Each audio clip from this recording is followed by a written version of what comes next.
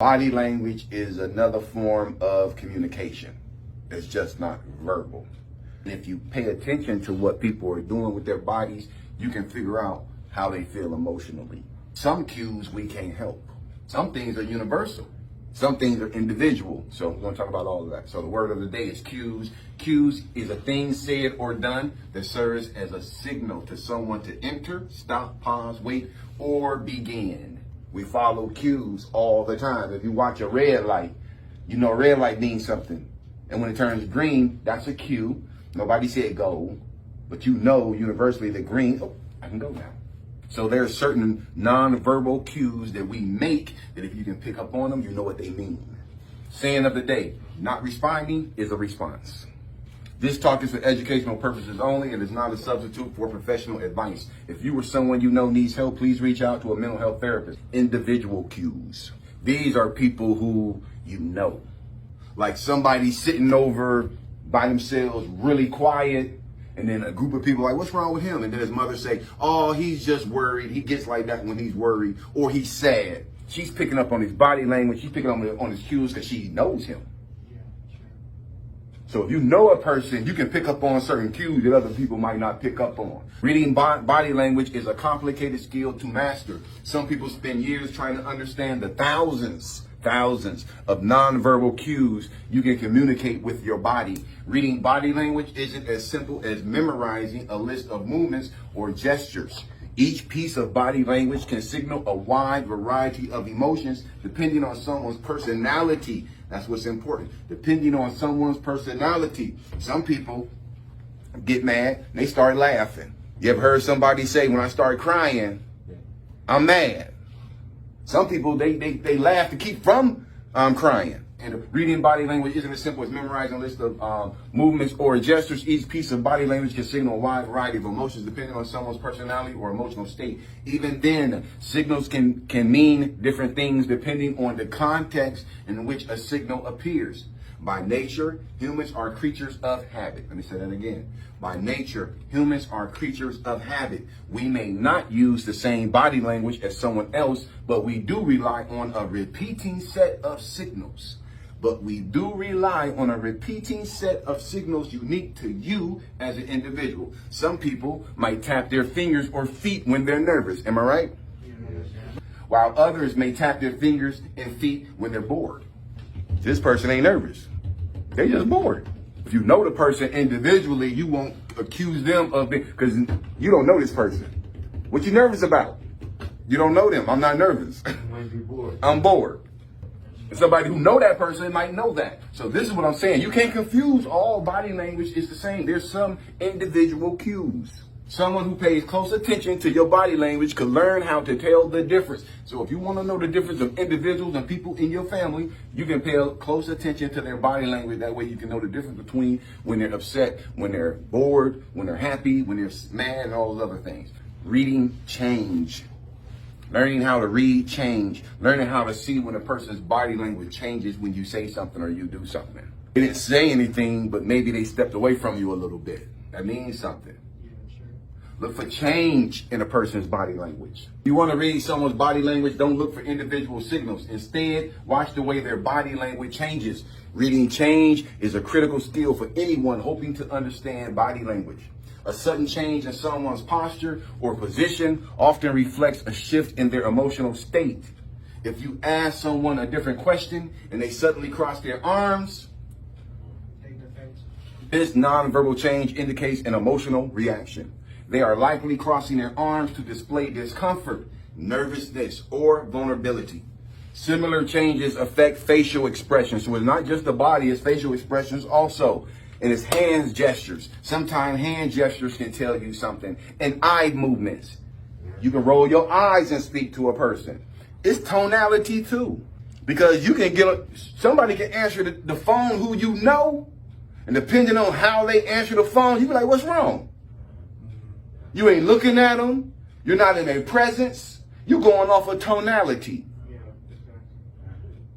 So you can pick up on a person's mood just from their tone. Come on, y'all. This is deep, man. Better catch it today, man. This is deep. If someone causes an emotional reaction, you will most likely see a shift in their body language. You may not know every definition for every nonverbal cue, but looking for changes in someone's body language alerts immediately when an emotional shift takes place. With that knowledge in your corner, you can accurately assess people's feelings, avoid sensitive subjects, and understand how your actions affect the people around you. Detecting interest.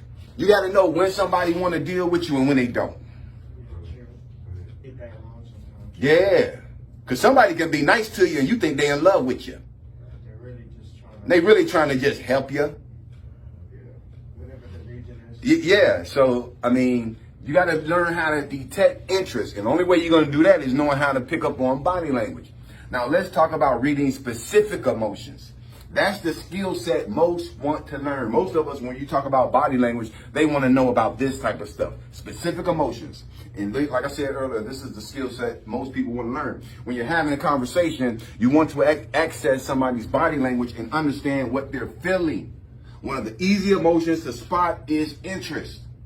Interest can be personal or professional. It could be scholarly, like you're interested in somebody because they seem to be intelligent. You want the kind of knowledge they have. It could be romantic. It could be a job interest. When someone is interested in a subject, person, or a conversation, you'll notice a change in their body language.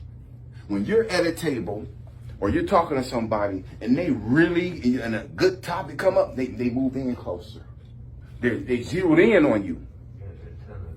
Yeah, their ears are open. You could be at a club. Come on, man. You could be at a club. You ever had a conversation with a person at a club? Bunch of people, a bunch of music, but you interested in this person and y'all real close to each other. You hearing everything they hear, and y'all, even though y'all might have to talk a little louder, you having a conversation around all of that stuff. Because just imagine two people in the house, just them two, and they can't have a conversation. Interest can be personal or professional, scholarly or romantic, but it's almost always expressed in the same ways. When someone is interested in a subject, person, or conversation, you'll notice a change in their body language. People unconsciously lower their guard and open their bodies when they stop paying attention to their body language. So when they ain't paying attention to their body language and they're relaxed, they open, they kind of chilling, they like leaning, they might even touch your arm or touch your shoulder and say, oh, what did you say? Especially if it's a woman. She'll lean in and say, what did you say? And then is she attracted to you?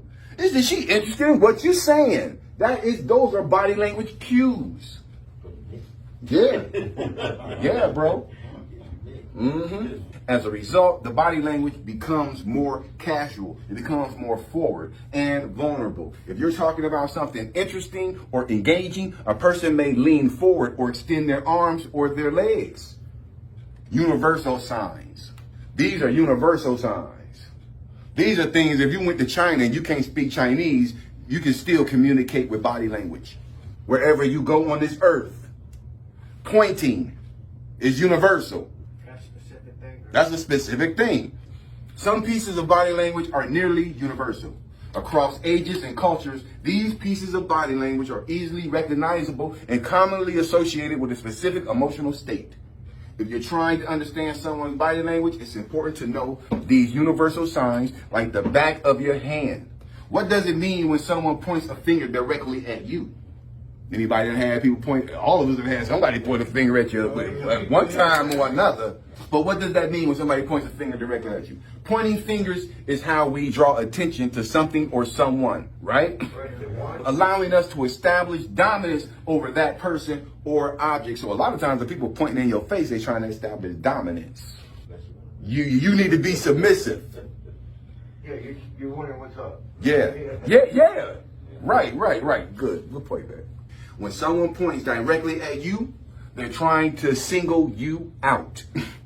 If you've ever been pointed at, you know exactly how that feels. Pointing fingers is one universal sign, but there are many others. Shoulder shrugging is another sign people recognize around the world. Because if you're talking and I'm like,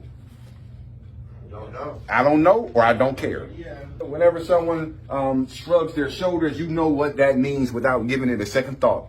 The same is true for recognizing hand gestures like waving, giving a thumbs up. There are also universal head movements like nodding, shaking your head side to side, or tilting your head one way or the other. Each of these gestures are unique, recognizable, and easily to understand. There are many small, subtle, and confusing pieces of body language out there, but these universal signs mean the same thing in almost every context. So there are universal body language. There's body language that detects interest that you should pick up on when you want to know if somebody is feeling you or not. There's reading change and how somebody was having a conversation and all of a sudden they did like this. They had their shift in their behavior. Oftentimes it signals a shift in their emotional state. Also, individual cues. These are people who we know personally.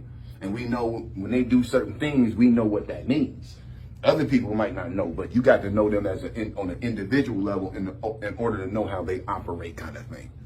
If you always got your head down when you walking, some people in high school walked in high school because they had low self-esteem, and I don't know how they made it to their classes, but they walking around just like this. And you know the people who got low self-esteem. You know the girls who got low self-esteem and the boys who got low self-esteem because they don't make eye contact. Or you know they got a fear. So work on your body language. Your body language is another important aspect of your personality. The way you carry yourself, the way you hold your head, and even the way you walk can say a lot about you as a person. Nonverbal communication, catch this, y'all. Nonverbal communication makes up to 70 to 93% of all human communication. Your body language speaks more than you speak out of your mouth. Think about that next time you go for a job interview. The way you're standing, sitting, or walking is actually more important than the words you say. To improve your body language, you should always stand up straight, pull your shoulders back, avoid crossing your arms or legs, look people in the eyes when you're talking to them, and use hand gestures when speaking. Learn to control your emotions. We talk about that a lot, don't we? It might save your life one day. It might save somebody else's life one day. Some people tend to let their emotions get the best of them, and as a result, they come across as being unstable. What do you think the police think when they show up on the scene and you flipping out? You show up, they show up, they going right to the person that's flipping out. They're not going to ask you if you're the person who called. Always stay in control of your emotions. Some people tend to let their emotions get the best of them, and as a result, they come across as being unstable or even crazy. On the other hand, people who have mastered emotional intelligence seem to always be in control, no matter what the situation is. Always take the high road. The good news is that it is possible to learn how to control your emotions. Identify your triggers. Take time to breathe and calm down before responding to a stressful situation, and practice meditation and breathing exercises. Develop a positive attitude, because you're going to get more out of life being positive than you ever will being negative. From the outside, it may seem like some people are just naturally positive while others are always negative. It seems like that, but the truth is everyone has the ability to choose their attitude. So if there's a person who seems to always have a negative attitude, they're choosing that. Because we all choose how we're going to be. You can't always control what happens to you in life, but you can control how you react to it. If you are someone who sees the glass as half empty, make a conscious effort to start seeing it half full instead. This simple change will help not only improve your personality, but it will also improve your life and how others see you. Did y'all catch that? Did y'all get it? Short and concise and to the point? Any questions, concerns, or comments?